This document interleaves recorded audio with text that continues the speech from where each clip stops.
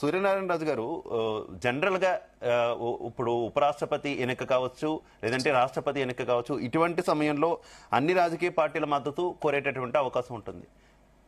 అయితే ఆంధ్రప్రదేశ్ విషయానికి వచ్చేసరికి కొంత ప్రత్యేక పరిస్థితులు ఉన్నటువంటి నేపథ్యంలో వైసీపీ మద్దతు కేంద్రంలో ఉన్నటువంటి బీజేపీ కోరడం ఏ రకంగా చూసుకోవాలి?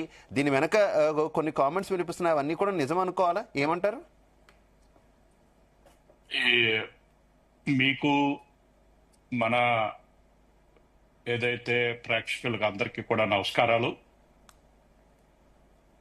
ఇది ఉపరాష్ట్రపతి గాని రాష్ట్రపతి గాని ఎన్నికల్లో దేశంలో ఉన్న అన్ని రాజకీయ పార్టీలు కలిపి ఎన్నుకోవలసిన అవసరం ఉంటుంది.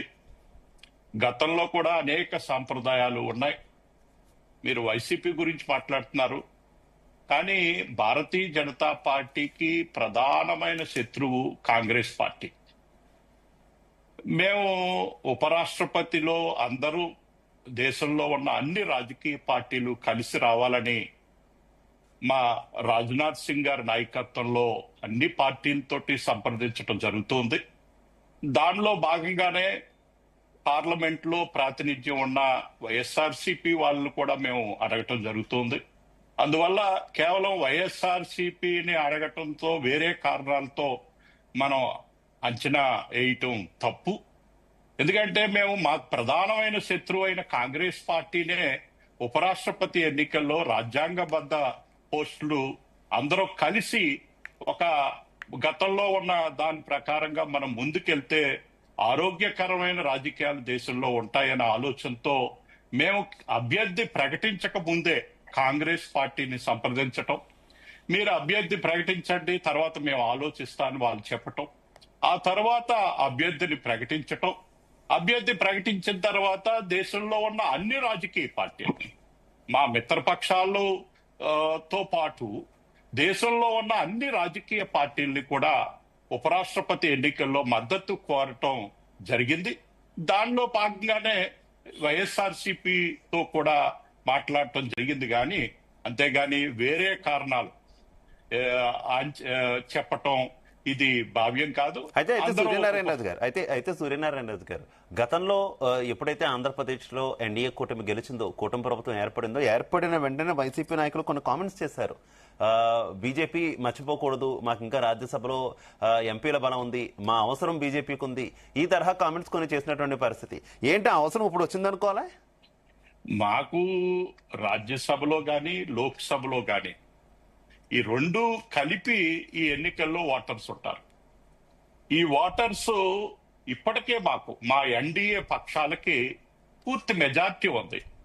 మేము మిగతా ప్రతిపక్షాలు మాకు సహకరించినప్పటికీ కూడా ఉపరాష్ట్రపతి ఎన్నికల్లో సునాయాసంగా గెలిచే అవకాశాలు ఉన్నాయి. కానీ ఉపరాష్ట్రపతి ఎన్నిక అందరి ఏకాభిప్రాయంతో జరిగితే మంచిదనే ఆలోచనతో మాత్రమే మేము మా పార్టీ ఆలోచిస్తా తప్ప, అంతేగాని గతంలో వాళ్ళు స్టేట్మెంట్ ఇచ్చారని దాని గురించి అవసరం ఉందా లేదా అంటే, వాస్తవానికి ఇప్పుడు గణాంకాలు చూస్తే మాకు ఎన్డీఏకి పూర్తి మెజార్టీ ఉంది, మేము సునాయాసంగా గెలుస్తాం. కానీ దేశంలో ఒక మంచి వాతావరణం రావాలి, అందరూ కలిసి ఉపరాష్ట్రపతిని ఎన్నుకోవాలి అనే ఆలోచనతోటే మేము అన్ని పార్టీలను సంప్రదించాం. దానిలో భాగంగానే ఈరోజు వైఎస్ఆర్సీపీ వాళ్ళను కూడా దీనికి మద్దతు ఉపరాష్ట్రపతి అభ్యర్థికి బీజేపీ ఎవరైతే తీసుకొచ్చిందో ఆ అభ్యర్థి గారికి సపోర్ట్ చేయమని మా రాజ్నాథ్ సింగ్ గారు అన్ని పార్టీలతో పాటు ఈ రాష్ట్రంలో ఉన్న వైఎస్ఆర్సీపీని కూడా అడగటం జరిగింది.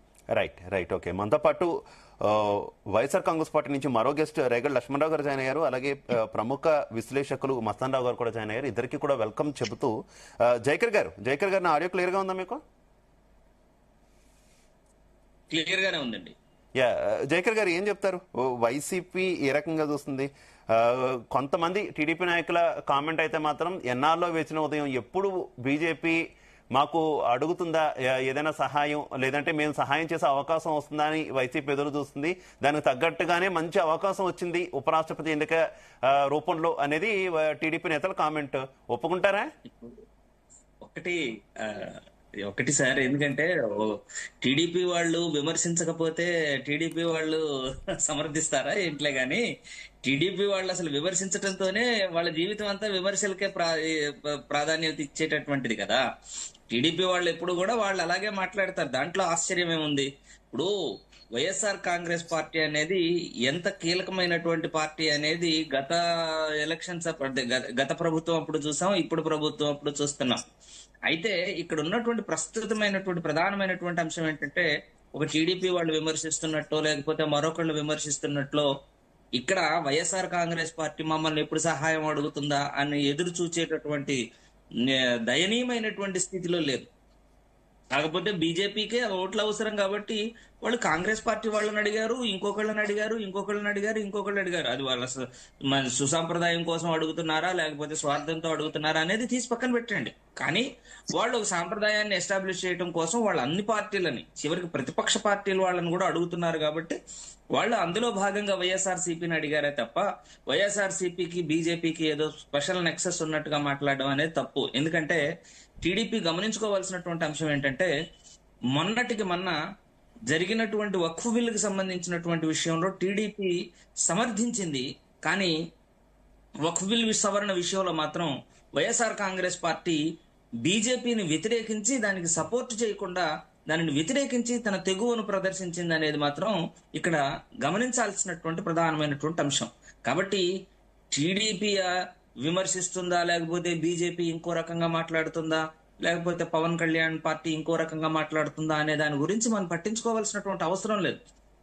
అది వైఎస్ఆర్ కాంగ్రెస్ పార్టీ అనేటటువంటిది ఒక ఇండిపెండెంట్ పార్టీ, చాలా ఇండిపెండెంట్ గా నిర్ణయాలు తీసుకుంటుంది. దేశ అవసరాలకు సంబంధించినంత మేరకు ఎంత మేరకు, ఇప్పుడు రెండోది ఇప్పుడు జరుగుతున్న అవకాశం ఉందా పొన్ జయకర్ గారు మద్దతు ఇస్తారా ఎన్డీఏ అభ్యర్థికి ఉపరాష్ట్రపతి ఎన్నికల్లో? ఇవ్వచ్చు, ఇవ్వకపోవచ్చు అండి. ఇప్పుడు ఇంకో ఇంకా ప్రధాన మీ అభిప్రాయం పార్టీ ఇంకా డెసిషన్ తీసుకోలేదు, మీ అభిప్రాయం ఏంటి? ఇస్తే బాగుంటుంది అంటారా, ఇవ్వకపోతే బాగుంటుంది అంటారా? నా అభిప్రాయం అయితే ఇప్పుడు ప్రస్తుతానికి ఉన్నటువంటి పరిస్థితుల ప్రకారం, ఇది కేవలం నా అభిప్రాయం మాత్రమే చెప్తున్నాను. ఇప్పుడు ఉన్నటువంటి ప్రస్తుత పరిస్థితుల ప్రకారం బీజేపీ మీద వస్తున్నటువంటి అనేక రకాలైనటువంటి ఆరోపణలకు నిరసనగా దానికి మద్దతు ప్రకటించకుండా ఉంటేనే మంచిదని నేను అనుకుంటున్నాను. అది నా వ్యక్తిగతమైనటువంటి అభిప్రాయం. Okay right. విజయ్ కుమార్ గారు, నా ఆడియో క్లియర్ గా ఉందా? క్లియర్ గా